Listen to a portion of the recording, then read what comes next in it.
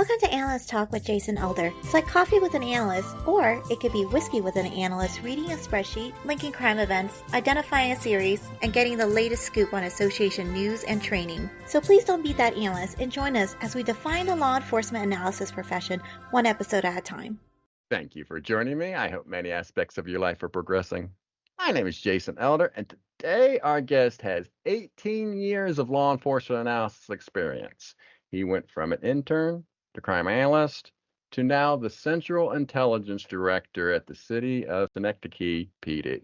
He holds a Master's of Art in Criminal Justice from SUNY Albany. He's an IADLEST consultant working with over 200 law enforcement agencies across the country.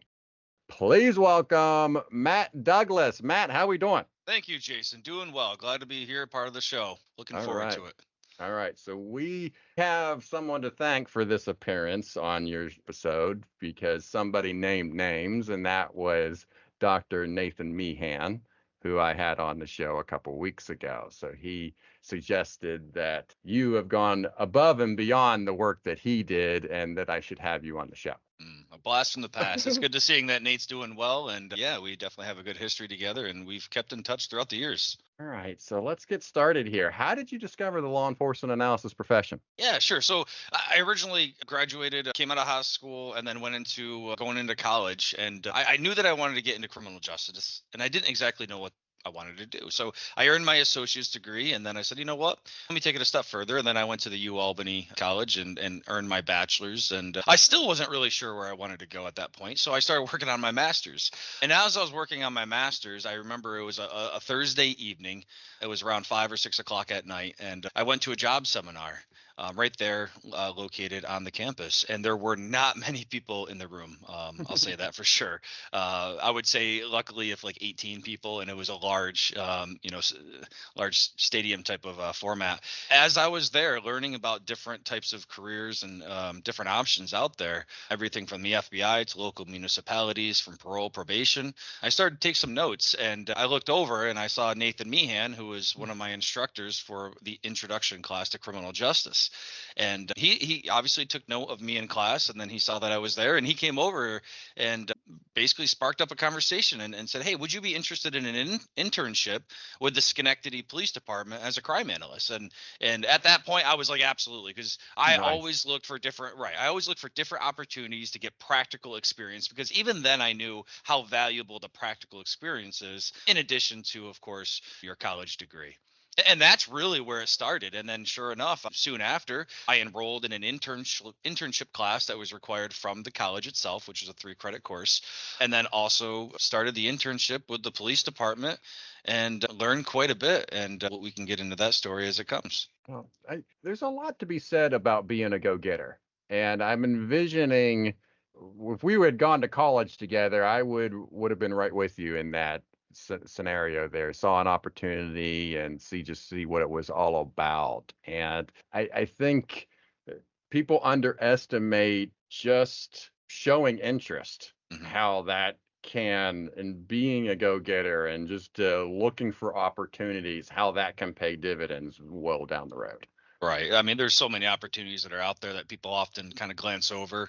But you're right. I think that's really what makes the difference is when you look for those opportunities and you take the initiative, they often, like you said, they pay dividends down the road. Mm-hmm.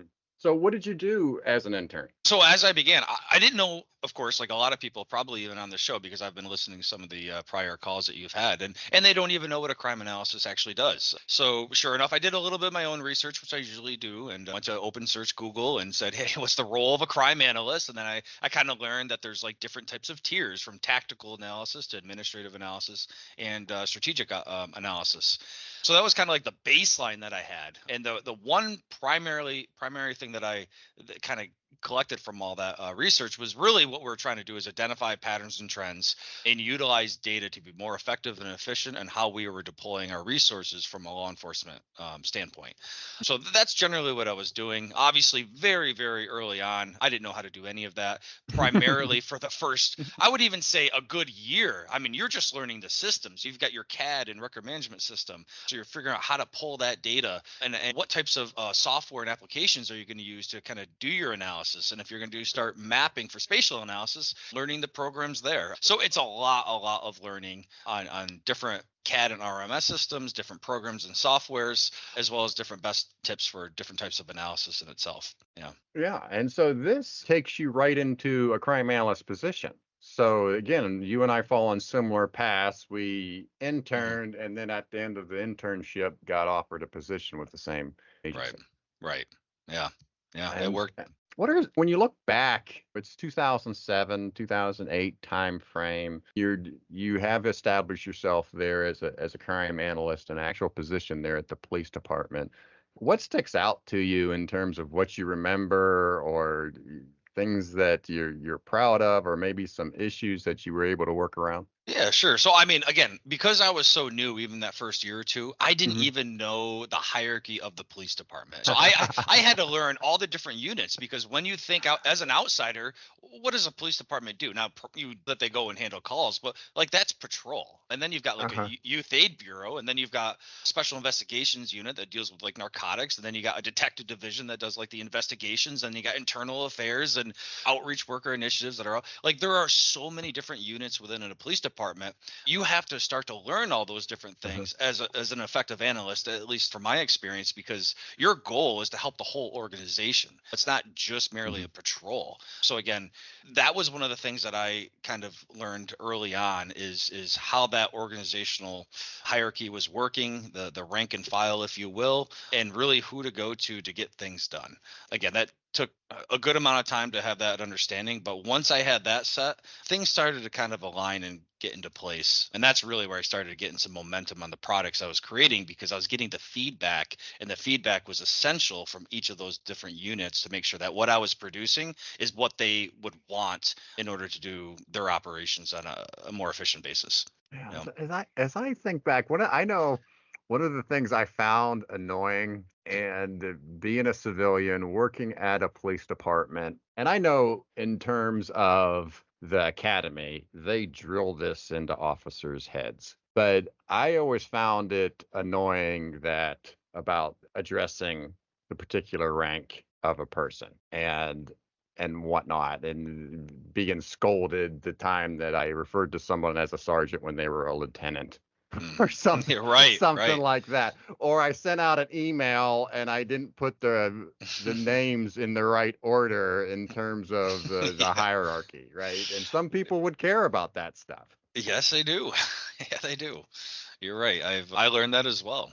And like you mentioned too, I mean, there is a big subculture difference too, as in when you are a sworn individual and you're starting to work with civilians. I mean, you also have to figure out how to bridge that gap. And that's different for every analyst. Some are able to overcome that, and others don't. And I still see that where analysts have been in a certain position for 5+ years and they haven't figured out that type of niche. And unfortunately, I don't know of an exact step to overcome that. I think it's different for every single individual. But Yeah. What do you think you did? yeah, so what I did is, again, I figured out what worked for me. What I started to do is identify the commonalities that I had with the officers. I grew up more hands-on. I grew up on a dairy farm. So a lot of the work that I was generally used to doing was very manual. So if you ever asked me what I'd be doing, like an analysis type of job or anything behind a computer, not in a million years I would have thought that. But here I am, 18 years deep into it, and I love it and enjoy everything well, not everything, but I enjoy most of what it is about. But the way that I was able to identify those commonalities is I was myself, and a lot of the things that I did carried over to what officers generally do. So I would spend time in the gym. We have a gym here at the police department, and I would work out during my lunch hour pretty much Monday through Friday, or pretty close to it. And again, I would start developing the relationships with a lot of the officers. So that was one approach. But again, I was into a lot of the same things that they were. I was into shooting firearms. I was into ATVing, taking the four-wheelers out and stuff like that. So again, we had a lot in common. And I also was training at that time in Brazilian Jiu-Jitsu, and I was doing Naga competitions again. So a lot of the officers had similarities there. So as I started to do this more and more, a lot of the officers would turn to me and be like, "Hey, when are you gonna like officially come and join us?" Like they already informally brought me in, but they were kind of like pressing the making it all formal and stuff like that. But that was my way of getting in. And then I needed that, and I knew that I needed that because I could often see that when a civilian or when an analyst would produce a product that they think was of value or that could be beneficial, it might not go anywhere. It might just sit on a desk. They may half. But when you start to build those connections and relationships, it's much more easy to sell that product and really kind of share it with them throughout the whole step, from like the designing of the product to getting the feedback to really rolling it out. And it's funny how, as you're building rapport, there's just certain officers that it's easier and quicker to build that rapport than others. Like, Oh I yeah. always think back, I was just like, man, I'm not going to that officer unless I absolutely have to, kind of, because there's different personalities, right? Oh There's yeah. just certain and it's probably like that in a lot of different work settings, right? I don't think the police department is alone in all those various personalities. Right. But, and at the same token, I agree with everything you're saying, but I also saw it too, is like, if an analyst is giving some information out there to the officers, for example, like the officer's original mindset is like, how do you know what is going to help me? You don't even do this type of job. So again, you have to find how you can bring that over. And one of the ways that I did that, for the first 5 years, I spent a lot of time out with patrol. I would often stay later in my shift. I would hop on from like 4 to 8 o'clock at night. Again, I didn't get overtime or anything like that. This was specifically me dedicating time to really know not only the individual officers, but their day-to-day operations and roles.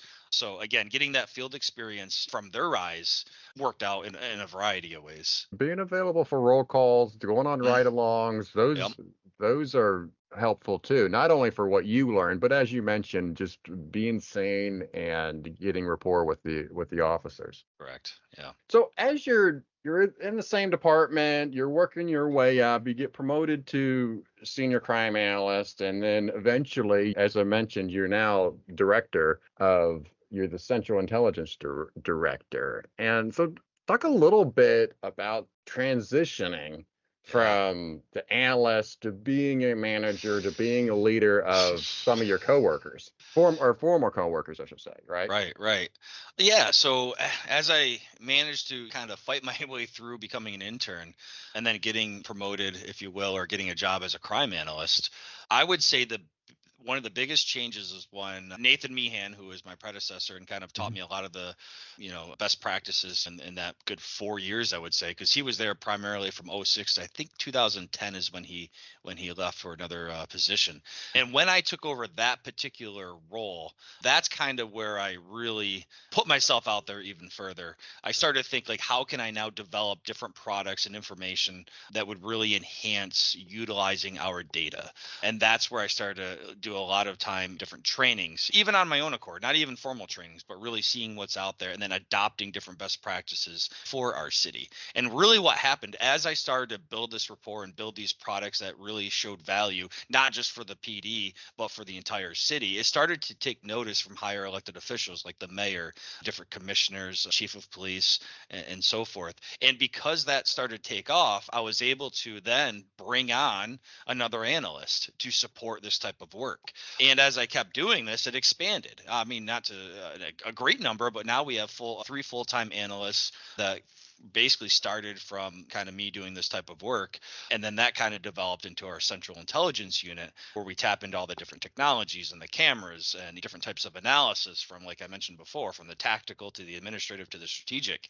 And it's been a great ride. It's been extremely rewarding in the whole process. And I'm continuing to learn today. I'm always constantly trying to further enhance and push the envelope. And I know that there's so many different inefficiencies across the city. So it's limitless. I mean, if you put your mind to it, you'll be able to find different things that you can produce that are going to have a lot of value for sure. Yeah, so that sounds like you're getting into real-time crime center work or fusion center work. Is that similar to what you all are getting into, or is it different? No, so we do, I'll say, dabble into it. There is a real-time center type of mindset. When an incident does occur, we can steer onto the cameras, we can pull up our CAD RMS platform and find out what's going on. We can run the license plate readers at real time, and then we have radios that the analysts will hop onto and share the information during the incident. So it has kind of manifested into like a live time center. However, that being said, we do have nearby our Capital Region Crime Analysis Center, and they are a real-time center. So we try to tap into them as a resource as much as possible for that lifetime stuff, but we do have that capability, and often we are also using that as well. Yeah. And in classic history of the analysis profession, some of it, some agencies really get into the difference between crime analysis and intelligence analysis, They right? do, yeah. And so how do you guys handle that? Yeah, so that's actually kind of funny. So I remember, I can't remember what year, maybe back in 2015, I actually applied for an intel position with Homeland Security. Now, at that point, I already had multiple years doing crime analysis as well as intel analysis, which is really focusing on the links between people and places, primarily looking at focused deterrence types of initiatives and gangs and groups and all that kind of stuff. And the response I got back was that I wasn't applicable, that I didn't meet the standard requirements because I didn't have intel experience. And again, it was because of the title. Now, that being said, I did have the experience, and I was writing a grant application every year to the state. And it was previously known as Operation Impact, which I know Nathan Meehan talked about in his podcast. And then it shifted to GIVE, which is gun involved violence elimination. Now, this grant application was pretty comprehensive, often 40 to 50 pages, and I was basically appointed to write this application once I took over in 2010.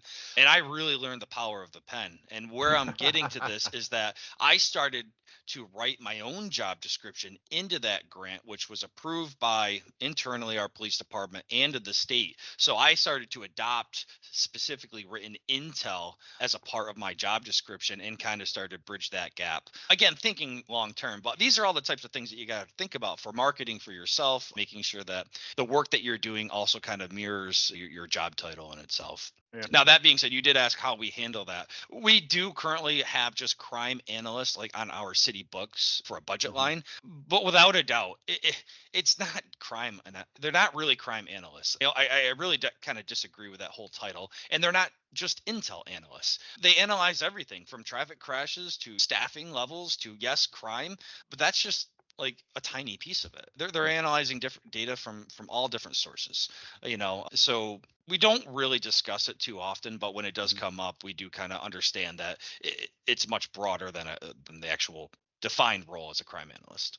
Yeah, even you describing that is very Meehan-esque, just that vision of, okay, I see the need, I'm going to try to fix what I need type of thing. And so that is definitely, and that's one of the things I got from Nathan's episode as well, is that find a need, fix the need mentality. Yeah. All right. Well, let's move on to some badge stories. You had mentioned some of the products and projects that you've worked on over the years. So we have a series of analyst badge stories. And for those that may be new to the show, the analyst badge story is the career-defining case or project that an analyst works. So let's start with DDACTS around 2012, 2013. Yeah, absolutely. And I will say too, before I just get into DDACTS, I personally believe the longer that you're in this profession, the more of these badges that you're talking about you should have. Because if you're not accomplishing and getting these badges, I think that you just gotta kind of self-reflect a little bit and really take a look, because I know that they are out there and you can develop things that would have great value and give you the recognition that you're looking for to further your profession. But yeah, so like DDACTS, for example, I didn't know anything about DDACTS. And I will say this, this was back in 2012, and DDACTS is data-driven approaches to crime and traffic safety, for anybody that doesn't know. It was put out there, I believe it started in 2007 by NHTSA, the National Highway Traffic Association, and was adopted also by IADLEST, which is the International Association of Directors in Law Enforcement Standards and Training. But let me just get to the story. So 2012, I remember at that time, Chief Brian Cucullen was our current chief at that time. He's now retired and is a chief in Vermont. But that being said, I remember him coming over to my desk and saying, "Hey, Matt, there's a 3-day training that we want you to go to." And when he said "want," that was basically saying, "You're voluntold. You have to go." I did not have a choice. And at that time, it was only me. I didn't have any support in 2012. And I remember doing ComStat reports and helping the detectives with investigations and cases and also trying to work on applications for grants. And I was just thinking, where am I going to find 3 days to do a training? But long story short, there was definitely some long nights. I attended that training. I want to say it was in April of 2012. Again, it was a 3-day training where you basically learned all about the DDACTS philosophy. You learned a little bit about the model. And then in particular, there were 7 guiding principles that we basically covered. And I was able to apply those 7 guiding principles to a lot of different things that we were working on in the city, including the grant application. Now, the end result of that training, you actually had to give a presentation. Okay, what is now your plan to get your DDACTS strategy up and running with your agency? And I remember at that time, again, you had even the chief attended it. There were 4 of us that attended this particular training. It was a chief, a lieutenant in traffic, a sergeant in traffic, and then myself. And as we had to give the presentation, I remember every single one of them just looking right over to me that I would present it. So I'm like, okay. And I feel like that happens all the time, right? The analyst is like the one like, hey, who's going to be the scribe? And everybody looks at the analyst. That's just, I don't know, the nature of the beast, I guess. But the presentation went well. And then what happened was about 3 months after that training, I had to start working on that new GIVE application. And I said, you know what? Let me tie in all these different 7 guiding principles that I just learned from DDACTS to really structure one heck of a grant that would be founded on evidence-based approaches and specifically data-driven. And it went very well. And Nice. then from that, we were actually able to identify our long-term problem locations in our jurisdiction, utilizing 5 years worth of crime and crash activity. And we dived right into like what specific focus crimes we were looking to address, which is all about DDACTS. You have to know what data you should be analyzing to make sure that that mirrors the outcomes that you're looking for, if that makes any sense. What crimes did you focus on? Yeah, so we focused on, again, you want to focus on crimes that are going to have the greatest impact based on high visibility of law enforcement. So primarily what we're looking at confirmed shots fired and shootings as one of those activities. But we were also looking at robberies. We're looking at burglaries, motor vehicle thefts. Those were the 4 core focus crimes that we were looking for. And then what we also did is we looked at crashes. And what we did is we identified where the crime hotspots were, as well as where the crashes were, and where those areas overlapped were what we identified as our DDACTS zones, and the areas in which we would put our strategic operations and have the greatest impact based on how we're deploying our resources. So we got that up and rolling with that type of analysis, and a report, of course, was created. And we started hammering those spots and doing that high visibility, increasing traffic stops, and building rapports with the business owners in that particular area. And over time, we only had a 12% reduction the first year, which was good because it was still like a slow roll. But as we started to monitor our activity, we ended up having roughly a 52% reduction inside our DDACTS locations on our desired outcomes by using this approach. So it really kind of showed a different way of looking at the data. And I would say that that was one of the second or third big wins, at least on my role at that time, was creating something like this that eventually manifested into something bigger than like one person kind of creating it, because the whole DDACTS model is that holistic approach, as many approaches should be. It's not just law enforcement, but it's getting city engineering, city planning, code enforcement, corp counsel, like all these different entities together to align the resources. And we were having success, and we still have success. And it's still something that we implement and we talk on a regular basis here in our department. So you mentioned looking at the locations and the overlap of locations. I'm curious about the overlap in time during the day with those two. When you talk about traffic and you talk about crimes, is time overlapping as well? So what we found out is that there was a slight difference in the time. So what we found is that the high crash locations overlapped very nicely where we're having more criminal activity. But what we're seeing is the crashes primarily were happening between 7 a.m. and 9 a.m., which makes sense as people are commuting to work. And then again, between roughly 3:30 in the afternoon to about 6 o'clock in the evening. So that was one of the first things that we saw, because we obviously created the temporal analysis looking at day of week and time of day. And we did the same thing for crime. And we saw some overlap. So what we did is we first identified 3 DDACTS locations. And sometimes there was an overlap with the time, and then sometimes there was not. So as we adjusted our strategy, we said, okay, What we're still going to now, we're just going to broaden. We're going to make sure that we're there when the crashes are happening there. We're also going to make sure that we're there when the crimes are happening. The crimes often are happening, well, depending what type of crime, but later in the evening, primarily right around 7 p.m. to about 11 p.m., because a lot of these types of crimes are either violent in nature and they would happen later in the evening when it's getting obviously more dark out. Now, did you say you're still doing the model, the Oh yeah, DDACTS model? absolutely. We're How still many how many hotspots do you have now? Yep. So when we first started, we actually had 4, Mhm. and that was almost an error on my end because we were learning. And I found out that 4 DDACTS locations was more than what we could really tackle with the resources that we had. I found out with our resources and the size of those locations, 2 DDACTS locations work best. So currently, we now have 2 DDACTS locations, again, based on the data, and we reassess those DDACTS locations every year. However, that doesn't mean that we only create one report. We also create an assessment report where we're monitoring that activity on a more of a regular basis to make sure that we're, in fact, implementing the strategies as intended, again, with that higher dosage of law enforcement and increasing traffic stops and field interview contact cards, also keeping track of other partners that are involved. And then also, again, measuring the outcomes. Are we having the reductions in the crashes? Are we having the reductions in the focus crimes that we're looking for? And one of the really big wins implementing a DDACT strategy such as this, or a hotspot policing strategy, is that from an analyst perspective, I will say this: I never once looked at data or analyzed crash data prior to DDACTS. When I started DDACTS, it was the first time I said, okay, let me pull out our CAD data. Let me find out where these crashes are occurring. That was the first time I ever created a map looking at our crashes. It wasn't until about a year after we started implementing DDACTS that I said, on being more proactive, I said, what else could I do with crashes? And that's really where we had more of our wins, is that I started to dive more into our crashes, looking at the contributing and causal factors, not the whole DDACTS location that was identified, but what blocks or what intersections were those crashes occurring. And that's where we had more of our wins. I was able to identify a couple locations that we had a high speed crashes, and sure enough, I found out it was them drivers trying to beat the light.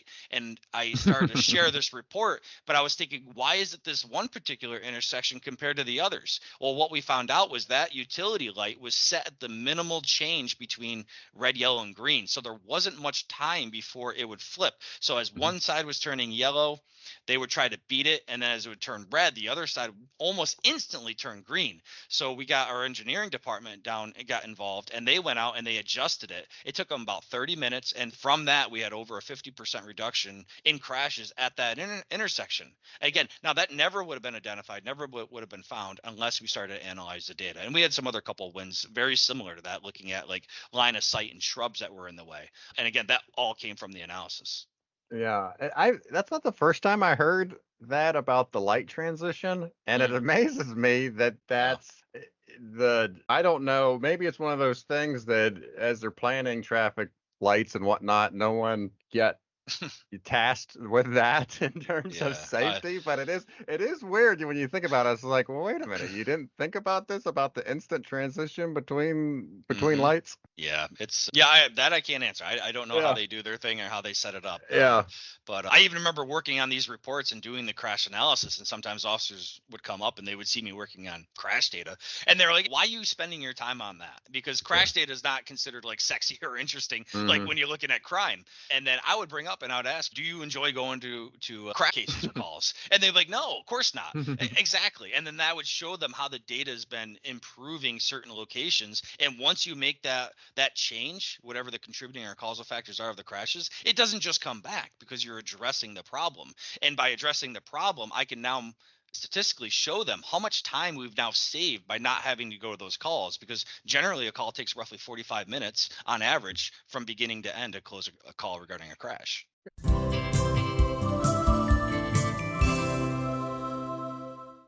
Hi, this is Dawn Clausius. I just want you to know that when you hear or you think as an analyst, they don't know what they want us to do, always remember you don't have to wait. Show them, tell them, and be value added. What's going on, analysts? My name is Manny Pedro. I'm the technology director for the IACA, and here is my public service announcement for analysts. Don't become overly reliant on Excel. Use it to analyze and break down your data. It's a fantastic tool. fantastic. And it's free as part of the Microsoft Office offering. But don't use it as a database. Use a database as a database. Connect to the database with Excel, and then use it for your pivoting, for all your slicing and dicing, even developing your dashboard. But again, don't use Excel for everything because it may not be the best tool for you.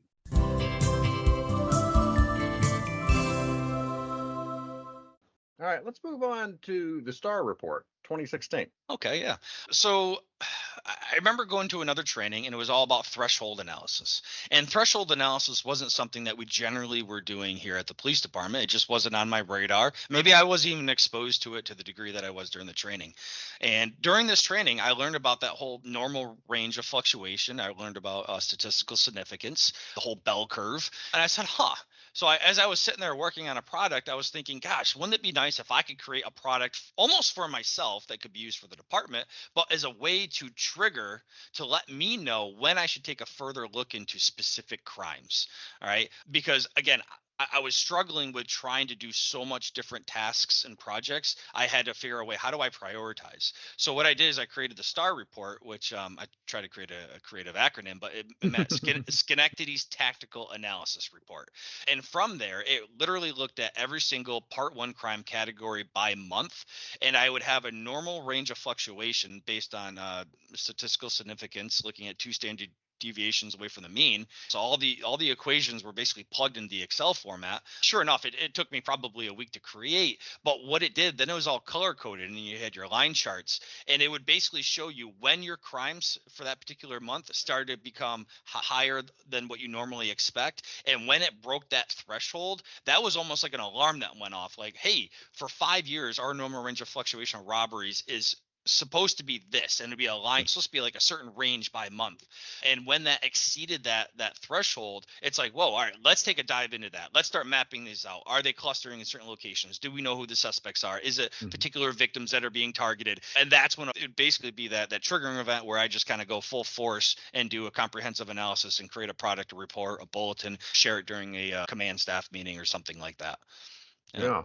I remember doing something similar, and I remember even we did something with Z-scores to get into more stats related topics. But it's interesting the fluctuation that you can have, right? It's not like you have like, oh, we're pretty consistent. We have 125 thefts from auto in this location every month. No, it can fluctuate a great deal. Sure, it sure can. Yeah, and that's why we always use averages. We always usually, as a best rule of thumb, we use 5 years to really determine like what's a good level for our baseline. Now, you mentioned that you first started this endeavor for yourself. Did this morph into the other audience, and how did they take this report? So command staff, Chief Eric Clifford is our current chief and our chief during the time that I basically kind of created that STAR report. He absolutely loved it. It was something new to him, and he liked how I color coded it again, so it was very easy to read. So yes, on my end, I had a bunch of tables and spreadsheets that I would never really show to command staff. I could easily read them, right? But with multiple spreadsheets and stuff. But I obviously created a more user-friendly format and created a report to basically display what I was looking at. And command staff, they liked it a lot. They used it for different approaches to hold the platoon commanders responsible for different activity occurring on their shift. Say, hey, we noticed motor vehicle thefts are up.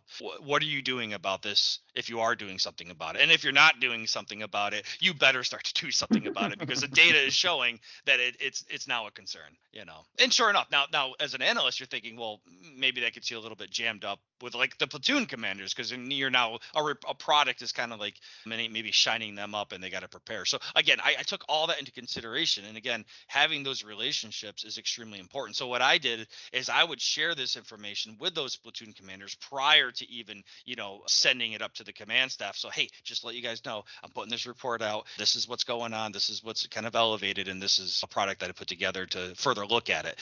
So again, that gave them time to digest it, kind of think of a strategy and what they were going to do. So when they are in that command staff boardroom, they're prepared. Nice. And I think most analysts, if not all analysts, should take that kind of path. It's good for everybody, because the objective isn't to really catch people in your department. It's just to improve the process, to identify the issue and resolve it. You're really looking for the solution. Yeah.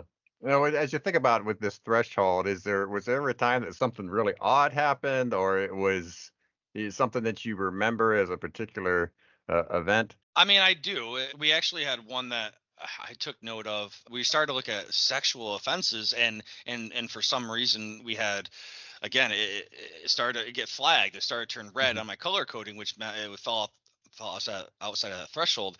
So I started to dive into it.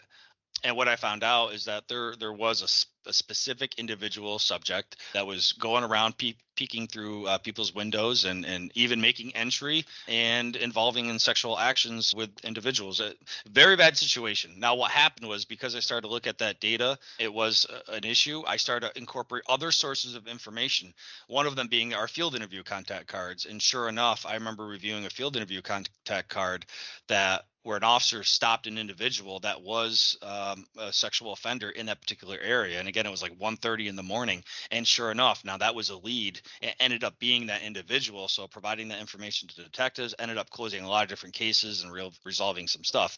So again, that may have been because of that report, because again, if it wasn't really on my radar, it's something that I may have missed. All right. Good. Let's move on to CPTED then. That's always one of my favorites. So yeah. Yeah, CPTED, I'm a huge fan of CPTED. I think crime prevention through environmental design has a ton of value.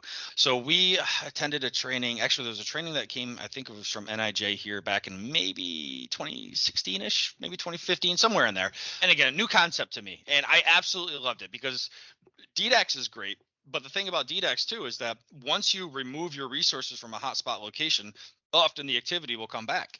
With CPTED, what you're trying to do is like, what is it about this environment that is conducive to certain types of criminal activity or undesirable activity from happening? You're looking at lighting, you're looking at line of sight, you're looking at maintenance and restricting access and all that kind of stuff. And I was like, oh, this is really fascinating. I was like, I could see how this could be of use, and I could see how I could tie CPTED into DDACTS. So now that we know where our hotspot locations are, now I can identify where our micro locations are inside those DDACTS locations, which is like specific locations or addresses that have a lot of calls for service and a lot of incidents. So if we can now target those utilizing a CPTED initiative, we could have great impact and reduce our overall issues in that particular area, because those were what we called our anchors. So I started to do some CPTED assessments. Again, now this was not a part of my job role at all back in the day. And I said, So I got in my own car. I remember my first one that I did. It was a bodega that had a lot of issues. We had shootings, we had drug activities occurring inside that location. And I said, this might be a good first thing that I could do as a CPTED site visit. So I went there, and I remember I wasn't overly nervous, but I was cautious. And I had my phone up to my ear as I approached the bodega, and I pretended I was on the phone, and I wasn't really having a conversation. But what I was doing was I was videoing everything that I could see, so that I could then capture that as evidence for like our CPTED initiative. And what I found out from that bodega is that they primarily had 3 different CPTED principles that really needed to be looked at. One of them was line of sight. Like their windows were absolutely covered from top to bottom. You could not see what was going inside, and the people inside could not see what was happening in the outside. So as an officer drove down, they would have no idea if there was an armed robbery going on in there or not. But also the offenders were more comfortable in that particular environment for obvious reasons. And people that generally wanted to go in the store for legit reasons felt more uncomfortable. Now, on top of the line of sight issue, there was garbage everywhere outside. You just see piles of it kind of just up and around the whole building. And I'm like, okay, that's also not so good. So I documented that. And then the third thing was they had a lot of loitering, and the manager at the establishment mentioned that loitering was an issue. But again, they didn't have any signs. So those were 3 different things, from line of sight to the garbage cleanup and overall maintenance, and the postage of signage was the recommendations for that location. So what I did is I ended up getting a code enforcement involved, and they went out and gave them 5 different citations, because sure enough, on the city ordinance books, you can't have your windows covered by more than 30% from advertising and stuff like that. So I was like, okay, that's great. So I started to learn more and more about how other partners could now tie in and really be a supporting role as we kind of get into CPTED. So that was the first one I did. Now I've done probably, I don't know, quite a few throughout the years, maybe like a dozen or so. And it's been very well received from the managers and generally the owners if it's established establishments and stuff like that. They're usually very welcoming of this information, and they want to make the corrections because they don't want the headaches, they don't want the concerns. And this was back in 2016, and sure enough, we just had a meeting yesterday, a department head meeting, where I provided almost about 25-30 minute spiel on CPTED to again get the whole department throughout the whole city, all the different departments involved in this process. And I talked about our strategy and different initiatives, best practices, and even showed them actual products of CPTED site visits. And it doesn't always have to be location specific, but it can be an overall area. And we have a particular area, Eastern Ave Business Corridor, that's had more activity, undesirable activity, than what we normally seen. I conducted a CPTED assessment mid 2023 last year, very comprehensive, looking at all the different things from graffiti to the garbage to abandoned vehicles to vacant properties that were basically falling down. And there was a ton of different recommendations, and it was step by step of all the different information as well as the recommendations, including the evidence. And I think that's the type of thing that needs to be created to, again, get everyone on board. But it's got so much value, CPTED in itself, at least from my experience. Yeah. And again, my mind goes to code enforcement. If Yeah. it's on the books that Right. you can't have so many posters or whatever it is blocking the storefront, I mean, isn't it somebody's job to go around and monitor that? Or it's again, my viewpoint is this is fascinating, and this is obviously something that you've gotten into. But it's definitely you're casting a pretty wide net at this point about getting into a variety of different matters here. Yeah, no, absolutely. And what I noticed too is that the different departments, they're extremely busy, and they're often very short staffed. And they're generally not looking at data the way that I do or an analyst does. So they don't really generally prioritize the same way that we may, based on the information that we're analyzing. So again, it's all about the partnerships, and it's Mhm. utilizing the data. That's why I like this profession, is that it's not what are my thoughts. It's this is what the data is showing. This is the story, and these are evidence-based approaches that we can put in place to remedy these issues. But we need the cooperation and partnerships of all the different departments, and that I think that's where we have our success for sure. Yeah. So far, I mentioned you being a go-getter before, and I also like the theming here of you go to training and you implement something. I love it because I Yeah. think that was some of the struggles that I had was going to some of this training and going back. I'm like, okay, how do I use this when I get back to the office? Right. Yeah, I would say, Jason. So most of the trainings that I took on early on, if they were like more like the required trainings, I'll admit I may have not gotten a lot out of those trainings. It wasn't until I really had that good understanding of how this information could be useful, how you could bring it back to your workshop, to your department, and put it in place. So I started to say, like, how can I now go to these trainings and get the most out of these trainings? And that's where I would be an active participant. I would often sit more up in the front, because I just learned, to me, I have less distractions. If I'm in the back, I see more, and I might not take as much from what the instructor's talking about, but I also take notes. And as I got more used to this type of kind of gaining this information, I took it one step further. And this was never a requirement. It was never asked upon me to do so. But I started to create what were called story maps. And a story map is an ESRI related product, but it's almost like a blog, and you can add pictures and narratives and all that kind of stuff. And I would start using that platform to say, okay, what was the training title? If there was pictures that were related, like if I went to an ESRI conference, I would actually show pictures of different events and things that I went to, and then what I was able to learn from them, and then how I would want to apply that back at my department. So I almost had like that roadmap as I got back, and when I got that free time, I would say, man, I would love to do something regarding this. And then I'm like, oh, I have an idea. That training now could come in place, and then I would review those notes. I would even set goals on this as of like December of 2024. I'm looking to achieve ABC, and then I'd have the roadmap of what that is. And again, that was just a way for me to keep on track, utilize that training to the best use, and because that's what's exciting to me. I mean, I don't look to go to a training just to sit there. Well, you set me up pretty nicely there, because next on my list here is ESRI dashboards and mapping. Ah, very good. Yeah. So I've been using ESRI since the beginning of an intern, but ESRI was more or less used for mapping applications. It was how we conducted our spatial analysis and placed those incidents on a map, right? So that was kind of like just a mapping software. As we expanded, Esri has a ton of different products, and I think it was about 5 years ago, we purchased an Esri Enterprise license, and that Esri Enterprise license really opened up. It got a lot complicated. I will say that. It took me. I'm still learning it. I'll probably learn it until the end of my profession, to tell you the truth, because it's so complex. But this opened it up. You had now portals in which you could access content and data and maps. And with this, you could then integrate and create dashboards and different applications. So you could create surveys that could be handed out utilizing different QR codes, and it would instantly collect that information as it's being done. So I would say in the last year and a half, we've had now an explosion of different applications and dashboards and story maps that are now being used. When the mayor goes out and presents to Lake Jamaica, I will create a story map, and everyone in the audience can now follow based on QR codes, and it's a lot of interactivity. You can actually put dashboards right into the story maps. Now the dashboards are great too, because they can provide that visual representation of what you're trying to accomplish all in a dashboard. So if you want to look at traffic, you can look at traffic crashes right onto a dashboard. You can filter by particular areas. You can look at hotspots. You can add on so many different things.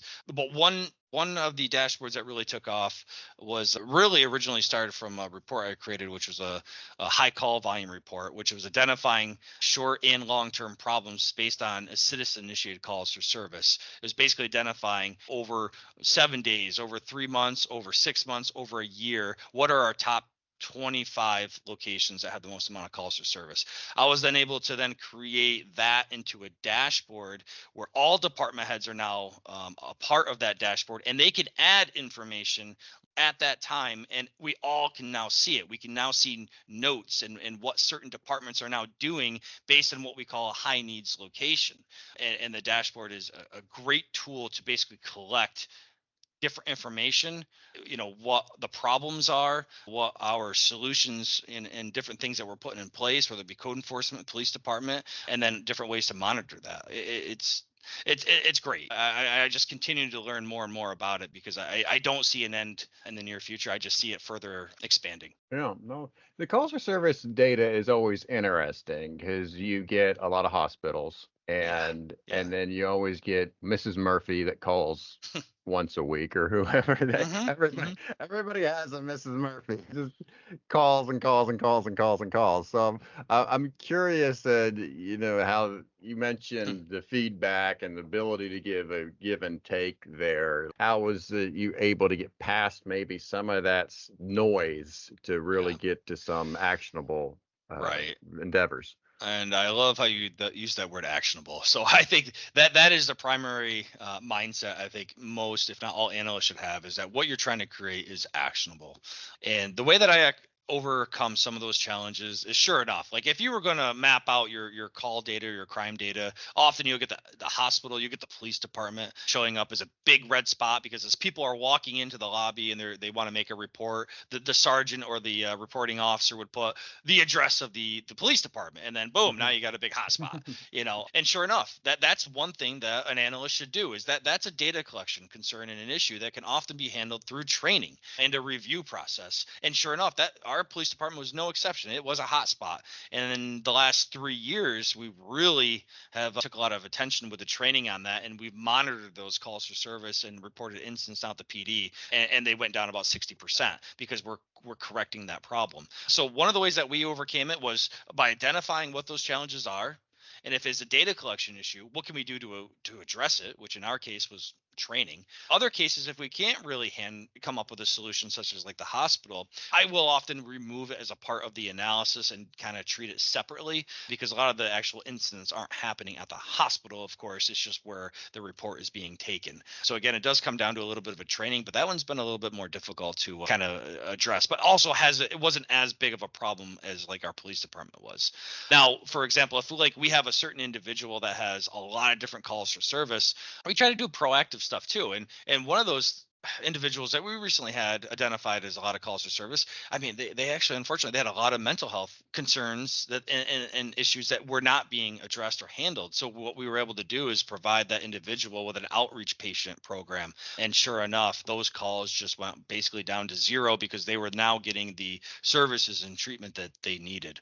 So there's always going to be challenges, and you have to work through it, keeping your mind on what the solution is, but never let a challenge in itself stop the overall strategy or what you're trying to accomplish. No, very good. So yeah, as I said, you get your hands on a lot of different cookie jars. So Yeah, and I think most analysts do, because once yeah. you start to talk about the data, you start to get involved in every single process that is out there almost, and you start to learn more and more. So the longer you're embedded with the agency, as well as your partner agencies, you're going to turn into the go-to person that people go to get something done. It's just how it works. Yeah. All right. Well, I want to switch gears now. Yeah. As I mentioned in your intro, you're a consultant Mm. and you've had at least some level of experience in hundreds of law enforcement agencies. So I'm curious to get your take on maybe some trends that you see, like maybe certain things that you see as a pattern with working with all these different law enforcement agencies. Yeah. So right. So I got back in 2013 is when I really picked up into the consulting, and that happened from our success as we implemented DDACTS, and we actually did a presentation, and IADLEST was there, and they saw the great work that we were doing. And at that time is when they said, hey, would you be interested in doing some consulting, instructing different agencies across the country on your story from Schenectady to get the ball rolling a little bit? They thought it'd be a great story to share. I said, absolutely. So since 2013, even today, I'm still doing those DDACTS workshops. I often spend a lot of times in Texas, most lately, but I'm still learning too, even from working with these other workshops. So, but what you asked about the different patterns and trends that I'm often seeing, you will often see the same thing where one of the big complaints, if you will, or the pushbacks is that we're too short staffed to do some type of data driven approach. And what we end up having to generally do, and the point usually gets definitely across, is that it's all about working smarter, not harder. And it's using the data to make sure that you are in the correct locations at the correct times to have the greatest impact on your overall activity. It's not saying that you need more officers. And we often will kind of break down the calls. And usually what you do is you often see that once you break down the calls to see how much an officer spends on their shift, it's usually a third of the time handling calls, a third of the time doing reporting, and a third of the time having discretionary time. Now that's on average. Obviously there's going to be ups and downs per month and seasonal changes, but on average that's what you generally see. And we really focus on that third of the time of discretionary time where officers may have generally been out doing like random patrol and stuff like that, where now it's okay, no, this is our attention spot. This is what we should be doing. And then, of course, there's a bunch of other things that agencies do that involve like plating up technology and cameras in certain hot spots, or if they're going to do checkpoints, putting those checkpoints in the certain locations. So it's just really about all aligning those resources.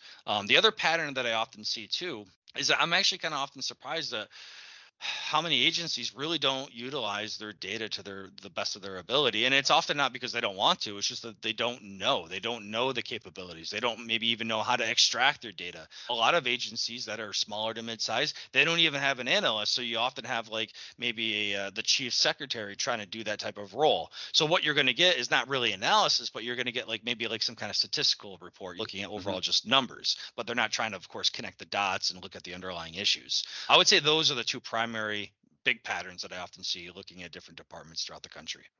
How about those that are obviously large enough to have analysts or even analyst units? Is there trends or patterns or things that you observe in terms of the law enforcement analysis? What I often see is that a lot of analysts spend a lot of time doing data entry rather rather than spending the time to address the quality issues of the reports. The analysts are actually fixing the reports. And I see that across the board. And one of the big recommendations, of course, is to improve or enhance the review process of the supervisors to make sure that the reports that the officers are doing are complete and are timely, because that's really where the analyst is going to get the time to do that type of deep dive analysis rather than spending half their day doing data entry and cleaning reports. It's interesting. All right, let's move on to some advice for our listeners now. And I'll just leave it as an open question of just what advice do you have, whether it's for those that are looking to get into the field, new analysts, or even experienced analysts? All right. Yeah, I mean, so I've learned some tips and tricks over the years. So one of the things I would recommend is that getting yourself into the correct mindset before you even get to your job, like for analysts that are already into the position. So one of the recommendations and things that I even do is I listen to audiophile books on my commute. Now I have a longer commute than most people. It's about 50 minutes. But even if you have 15 minutes, if you can find a book about maybe leadership or motivational, about professional development, I really think that puts you in that mindset once you get into work.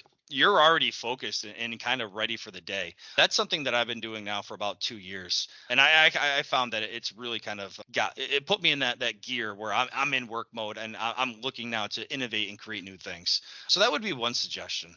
I want to Um, add to that. One of the things you mentioned, the prep call, that I particularly like in terms of this habit that you have is it's really only on your way to work, not necessarily on the way from work. Right. That is definitely true. I am not listening to the same types of books once I'm done with my day.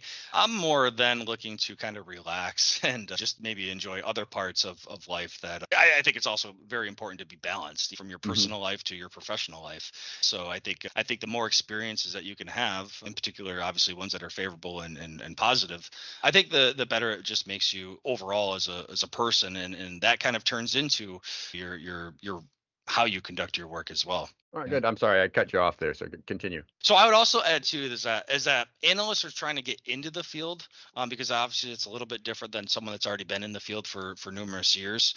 One, I would make sure that you know what an analyst does. Of course, there's a lot of open research out there. You could definitely find the answer. And if you're getting ready for like an interview for a position, because I've conducted a lot of interviews myself hiring analysts, and I'm always impressed when an analyst comes to the table prepared. And what I mean by that is that you can tell that they've looked into the position. And I'm even more blown away when they know about the evidence-based approaches, like say hotspot policing or focused deterrence or like CPTED, like we talked about. All these things are very easily available to find and read, and within a couple hours, you at least be able to talk about it. I mean, I think that shows significant effort on their end and really kind of sets the stage of how the interview goes in itself. The other thing that I would also encourage too is people as analysts or wannabe analysts are trying to get into the profession, talk to other analysts. If there's a local public analyst committee or an event going on, try to attend. But obviously now with social media, different platforms and LinkedIn and all that kind of stuff, see if you can reach out to a couple analysts. Ask them, what do you guys like about your job? Are the things that you don't like about it? I think that also puts you in a mindset of what to expect in this type of role. You mentioned hiring, and I'm always curious about folks that are in that position and you're making a decision between one candidate versus another in terms of an analyst position. You mentioned obviously being prepared and the knowledge of the position, but I'm curious, what are some things you look for as you're making that distinction and trying to choose that one candidate? Right. So I often will have a series of questions that I like, almost like standard questions that I'll ask. And then I'll, of course, be flexible in those. But I'll give the interviewee kind of a scenario of if they identify a robbery, what is it specifically that they should be taking a look at to provide something that would be considered actionable that they could provide to command staff. And I love to see the different types of responses that I get. And sure enough, I can often tell the people that have prepped because they'll have some understanding. Well, it would be good to know where those robberies are happening. Do we have suspect information? Do we know if it's happening like Thursdays and Fridays? Like those are all great responses because you can start to see that they have that mindset of how important the data can be and what type of story it can tell. Now, I also asked another question that's a little bit different than the standard question. And I will say, if you could be anything in this office, what would you be and why? And I love, again, to see the different types of responses that I get from that. And I actually picked that question up when I was at UAlbany. I was an SA and also like a wellness specialist. And I did that at that time because it it basically paid for your room if you worked for the school. So I was like, I'll do that. You put in, I think 10 or 12 hours a week or something like that. And I remember during that interview process, they asked me that exact same question. And I remember like, whoa, I didn't see that coming, but I thought it was kind of neat. And I remember immediately the first thing that I said is that I would like, if I could be anything in this room, I would be the door, because I would want to know what's going inside as well as outside, because obviously communication is important, and transparency. And that was one of the things that I thought. But people come up with like lighting or the phone and it's just really neat. But it's listening to the backstory of why they chose that particular object. Yeah, it shows creativity. That's really what it's showing. Well, all right. And as I mentioned, you start out as an intern, and now you have interns. And if anybody that's listening to this, a regular listener to this show, knows I'm a big proponent of interns. So I'm curious to get your perspective on. Obviously, you learned a lot by being an intern, but just maybe some tips and tricks in terms of those looking to gain interns. Yeah. So I always say reach out to your local colleges or universities, because often they are going to be a great partner to line up an intern. So I would say that's a great source to start. And then secondly, once you identify a good intern, you go through that process. You're going to have to go through the fingerprinting, because they are going to be looking at sensitive information. So obviously keep that all in mind. We never had an issue since we've started having interns. And then two, I try to make the experience both valuable for the department, including myself, from how that intern can be a supportive role. But also I always think about the intern and making sure that they are getting the experience that would be valuable for them. So I will basically teach them a lot of the things that I think would be useful as they start to grow in their profession, their career. I will show them and teach them like the CAD and RMS system. I'll teach them how to use the interface. I'll teach them how to pull data from a CAD RMS system, again, which is valuable as they start to move on to other agencies, because they are often similar in one way or the other. Once you know one, you can more easily learn the other. And I like to cover a lot of the basics about reading different recent calls, looking at reports and looking for those patterns. And sure enough, yes, there is some data entry that we'll often put on the interns, but I try to make sure it's balanced. I do not want to ever use an intern to say, okay, you're going to be in a corner or a closet, and we just want you to enter these reports. If I do have an intern enter reports, I let them know the process. Like, why is this important? How are we using this information? Like, if they're entering field interview contact cards, I could share like that success story of how we identified a sexual offender based on a field interview contact card. I like to give value so that the analyst knows the importance of what they're doing. I think it's a good practice to have. All right, very good. All right, well, let's finish up with personal interest then. And you mentioned it before, with the building rapport with officers, but you're a gym rat. You're talking about 5 days a week, and you even from time to time have got into cage fighting. Yeah, I have. I would say I'm probably not the stereotypical analyst, but sure, yeah. I grew up in sports. I played pretty much every sport you can think of.